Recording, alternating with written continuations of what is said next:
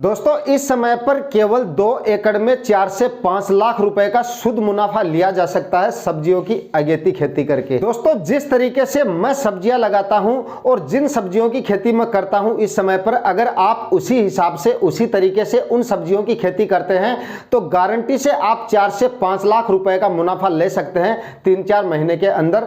आज का ये वीडियो इसी टॉपिक पे होने वाला है। कंप्लीट जानकारी आज के इस वीडियो में आपको मिलेगी, तो वीडियो को आखिर तक वॉच करना है। चैनल पे नए हैं या सब्सक्राइब नहीं किया है तो चैनल को सब्सक्राइब कर लीजिए और साथ में बेल आइकन भी प्रेस कर देना ताकि समय समय पे आपको खेतीबाड़ी से रिलेटेड वीडियोस मिलते रहें। नमस्कार दोस्तों, मेरा नाम है सुरेश और आप देख रहे हैं खेत किसान झुंझुनू। तो पिछले 5-6 सालों से मैं नवंबर माह में हर बार नवंबर माह में कुछ सब्जियां लगाता हूं और इन सब्जियों से मुझे काफी अच्छा प्रॉफिट मिल जाता है 3-4 महीने के अंदर। अगेती सब्जियों को अगर आप मेरे द्वारा बताए गए तरीके से लगाते हैं या जिस तरीके से मैं सब्जियां लगाता हूं उस तरीके से अगर आप भी सब्जियों की खेती कर लेते हैं इस समय पर, तो आपको भी काफी अच्छा मुनाफा मिल सकता है। दोस्तों 12 महीने में आप जितने एरिया में सब्जियां लगाते हैं और जितनी प्रकार की सब्जियां लगाते हैं उनसे आपको जितना प्रॉफिट मिलता है उससे कई गुना ज्यादा आपको प्रॉफिट मिल सकता है अगर आप इस समय पे अगेती सब्जियां लगाते हैं। क्योंकि दोस्तों इस समय पर हम जिन सब्जियों को लगाते हैं उन सब्जियों से हमें उत्पादन भी काफी अच्छा मिलता है और इस समय उनमें बीमारियां वगैरह हैं वो भी काफी कम आती हैं और उसके बाद में उससे मिलने वाला जो मंडी भाव होता है वो काफी शानदार मिल जाता है। इसके चलते हमारा उत्पादन तो बढ़ता ही है, इसके साथ में मंडी भाव अच्छे मिलने की वजह से हमारा जो प्रॉफिट निकल के आता है वो काफी शानदार आता है। लेकिन अगर आप इस समय पर सब्जियां लगाना चाहते हैं और अच्छा उत्पादन और अच्छा मुनाफा लेना चाहते हैं तो आपको जो सब्जियों की खेती है वो थोड़ी सी अलग तरीके से करनी पड़ेगी, थोड़ी सी सावधानियां रखनी पड़ेंगी और थोड़ा सा आपको समझदारी से काम अगर आप लेंगे तो आपको इससे 4-5 लाख रुपए का आराम से मुनाफा देकर जा सकती है अगर आप 2 एकड़ में सब्जियों की खेती करते हो तो। दोस्तों मैं किस तरीके से करता हूं, एक ही फसल के आपको पीछे नहीं पड़ना है। जैसे कुछ किसान भाई 1 या 2 फसलें लगा लेते हैं, उसमें क्या होता है उत्पादन तो उनका अच्छा मिल जाता है लेकिन कभी कभार क्या होता है मंडी भाव जो है वो काफी डाउन आ जाते हैं। कई बार मतलब जरूरी नहीं होता है कि आप जिस फसल को लगा रहे हो उस फसल के हमें अच्छे मंडी भाव मिल जाएंगे।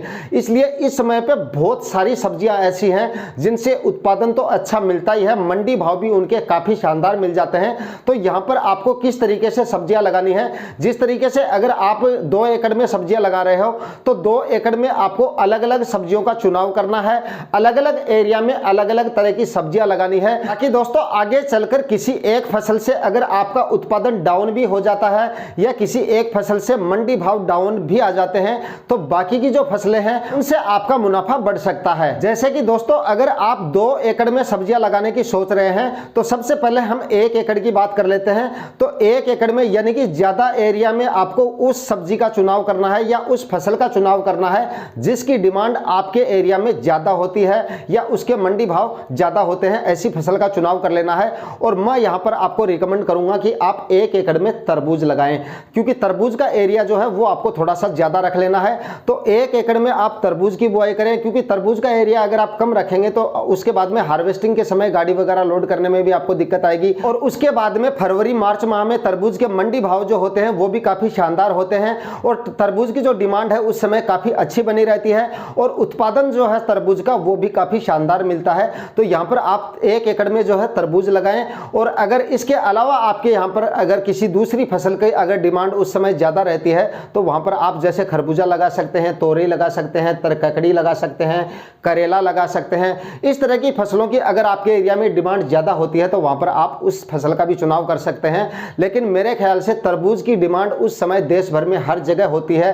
और हर जगह इसके मंडी भाव उस समय काफी अच्छे बने रहते हैं और तरबूज का जो उत्पादन है वो भी काफी अच्छा निकल के आता है। तो यहां पर आप जो है 1 एकड़ में तरबूज की खेती करके अपना जो है मुनाफा बढ़ा सकते हैं। और दोस्तों अगर आप तरबूज की बुआई करना ही चाहते हैं तो इसका जो सही समय है लगाने का वो आप 15 नवंबर के बाद में कभी भी लगा सकते हैं। 15 नवंबर से लेकर और 15 दिसंबर से पहले पहले अगर आप तरबूज लगा लेंगे, अगर आप अगेता तरबूज लगाने की सोच रहे हैं तो 15 दिसंबर से पहले पहले अगर आप तरबूज लगा लेंगे तो वो सबसे ज्यादा अच्छा रहेगा और उसके मंडी भाव जो है वो सबसे ज्यादा मिलेंगे और उत्पादन भी जो है उससे सबसे ज्यादा मिलेगा। उसके बाद भी अगर 15 दिसंबर के बाद भी लगा सकते हैं, हालांकि फरवरी माह तक आप तरबूज लगा सकते हैं, लेकिन जो अगेता सबसे अगेता जो तरबूज होता है वो 15 नवंबर से लेकर और 15 दिसंबर तक आप जो है कभी भी तरबूज लगा सकते हैं। हालांकि तरबूज अगर आप इस समय पर तरबूज लगाते हैं तो आपको लो टनल जो है वो जरूर लगाना पड़ेगा।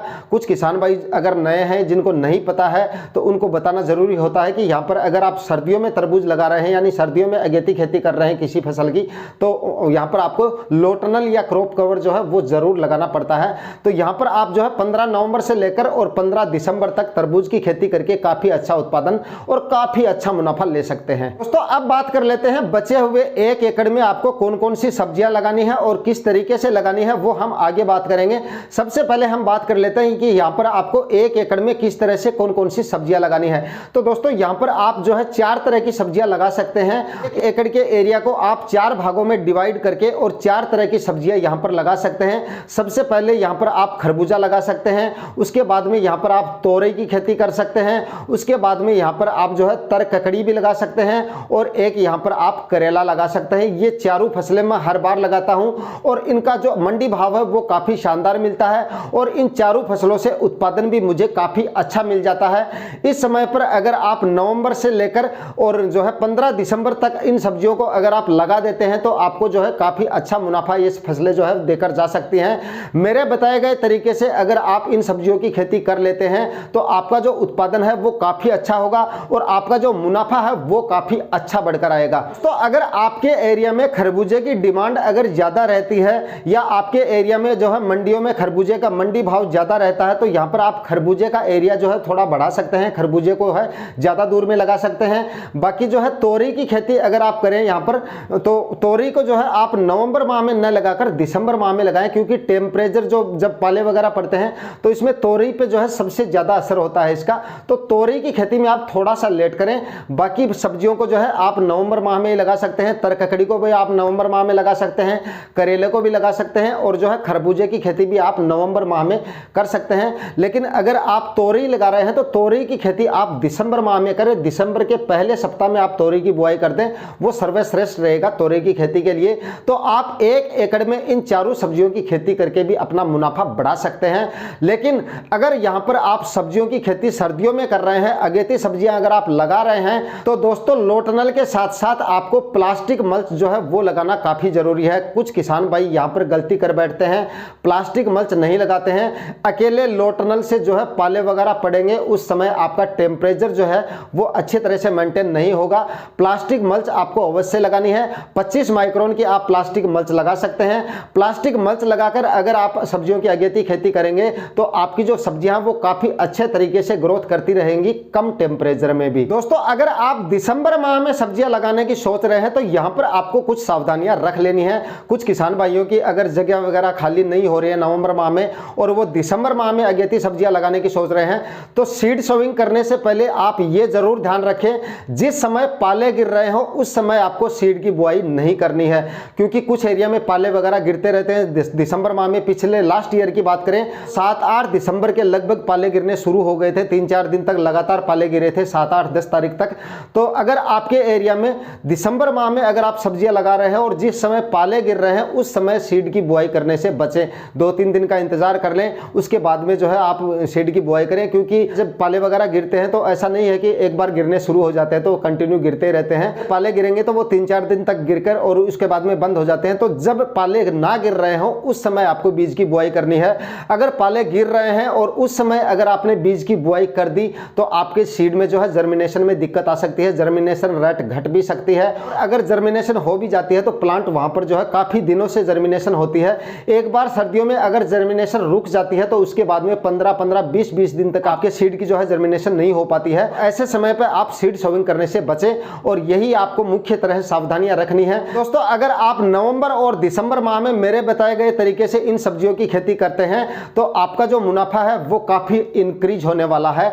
आज के वीडियो में इतना ही। वीडियो में दी गई जानकारियां अगर आपको अच्छी लगी तो वीडियो को लाइक शेयर कर दीजिएगा। चैनल पे नए हैं तो सब्सक्राइब जरूर कर लीजिएगा। मिलते हैं किसी नए वीडियो में नए टॉपिक के साथ, तब तक के लिए जय हिंद।